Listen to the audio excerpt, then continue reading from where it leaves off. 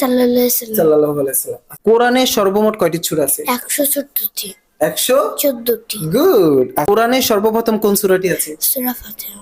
কোরআন শরীফের সর্বশেষ কোন সূরাটি আছে? নাস। সূরা নাস। নাস। Good, very good. কোরআন শরীফের সবচেয়ে বড় সূরা কোনটি? সূরা বাকারা। সূরা বাকারা। Good, very good. আচ্ছা, সালাম দেওয়াতে কত নেকি? নবনীকে। 90 নেকি। সালাম নেওয়াতে কত নেকি? নেকি। 10 নেকি।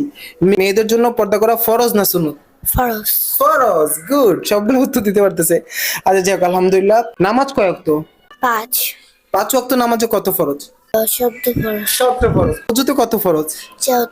4টি। 4 ফরজ। গোসলে ফরজ। 3 ফরজ।